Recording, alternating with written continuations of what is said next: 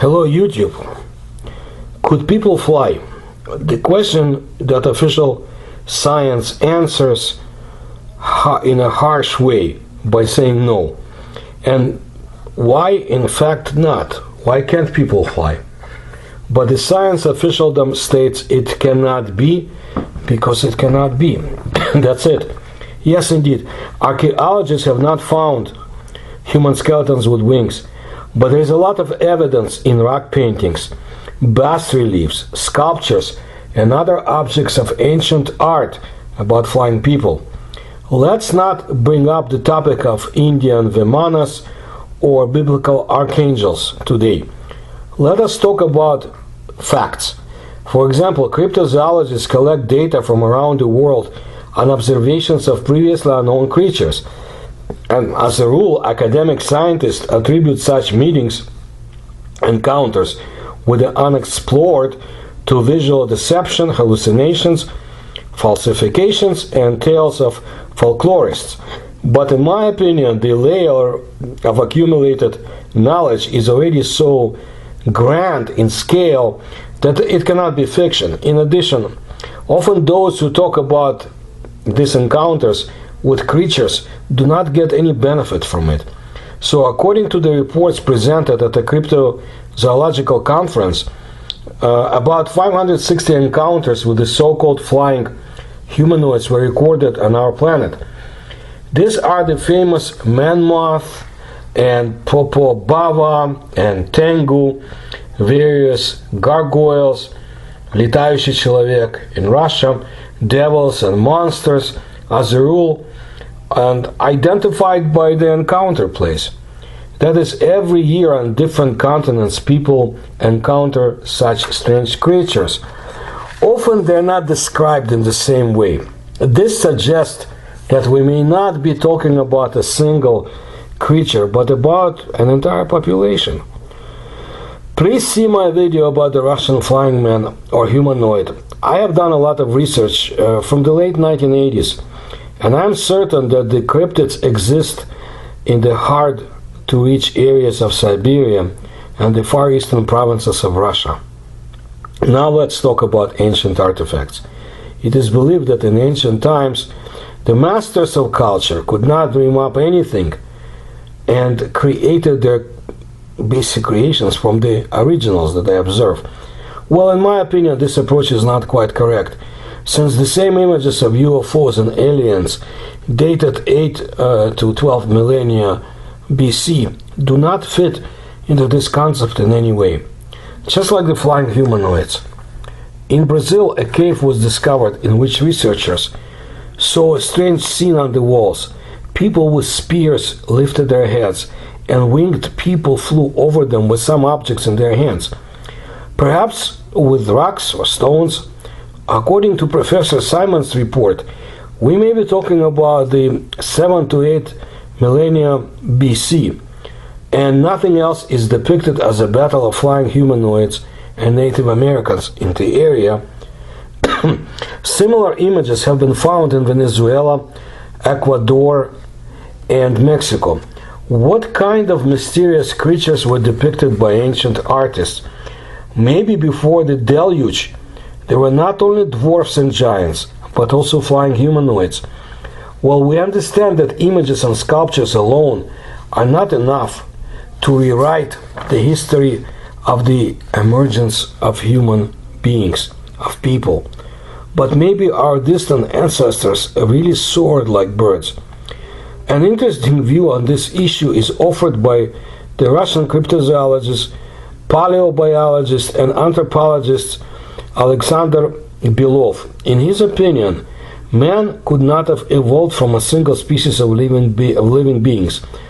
After years of research on various mutations and communication with colleagues, numerous expeditions to the sites of ancient people, he came to two conclusions. The first is that evolution may not have existed, and there was an involution. There was a super being, an ideal organism. He or it was brought to our exoplanet for some reason, and it slowly degraded, creating different types of hominids. Due to his skepticism, Belov also notes that there is another account, another hypothesis, that evolution does exist. But people of different races are so different that it is quite natural to assume that some of them descended from various animals, from bears, monkeys, dolphins, and the fourth variety, so to say, could have been birds. Then the transitional forms from birds to humans could be those cryptids that were depicted in the pre-deluge times in cave drawings. As for modern encounters with these creatures, it is likely that after a serious cataclysm, some populations managed to survive. Another opinion regarding the appearance of flying humanoids in our world is that they could be guests from parallel worlds. The line between our reality and alternative reality is thinning and at a certain time, and subject to certain parameters and mysterious entities, abominable snowmen, cryptids, or aliens, creatures from another reality penetrate into our world.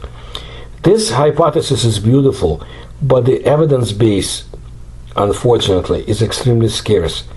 But it's also worth keeping in mind. Or maybe our planet is a genetic laboratory of great geneticists, an experiment to create an ideal biological being, meaning being its ultimate purpose. Why not? The crossing of people and animals in ancient times is vividly represented in myths and legends. Centaurs, cynocephalus or dog-headed ones, bird women, mermaids, satyrs, people in turtle shells, snail people. You can continue endlessly. And the most important thing is that the myths and legends in those distant times, according to one of the hypotheses, could not have been created from scratch. So there were prototypes after all. Do you think that in ancient times people could fly like birds? Well, I heard an interesting opinion. All these fragments are remnants of genetic experiments, from the previous civilizations of our planet. The creators were just experimenting with centaurs, elves, and so on from the same series. And we may be on the fifth civilization that is actually coming to its end. Another person long ago in Africa told me that flying in a dream, people experience echoes of genetic memory. Also, I wanted to let you know this. Let me bring you to Russia and Slavic lands and tell you that the alkanost is a legendary woman-headed bird in Slavic folklore. Alkanost is more likely is an individual character, as was noted in some legends about this bird. Now, the Gama-yun is a prophetic bird of Russian folklore. It is a symbol of wisdom and knowledge and lives on an island in the mythical east, close to paradise.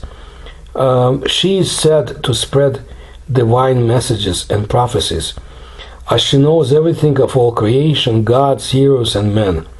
Like the siren and the alkanost, other creatures likewise deriving ultimately from the Greek myths and siren mythology, the Gama-yun is normally depicted as a large bird with a woman's head. Siren is a mythological creature of Russian legends, with the head of a beautiful woman and the body of a bird, usually an owl. According to myths, the siren lived in Ari or around the Euphrates River. The legend of Siren might have been introduced to the ancient kingdom of Rus by Persian merchants in the 8th to 9th century. In the cities of Khersones and Kiev, she is often found on pottery, golden pendants, and even on the borders of gospel books of 10th to 12th centuries.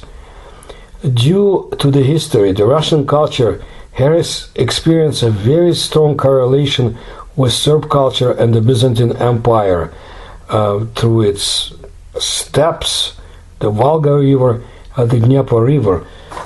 So it's very interesting, but yes, there have been stories, as recent as going back to a few centuries ago, when people started recording, to modern times of flying men in Eurasia. And I brought you one video, and of course I'll make more, because people keep seeing flying humanoids. Thank you for your attention to my work. If you could support my research, you will find the links in the description to this video. Please subscribe and tell others. Thank you.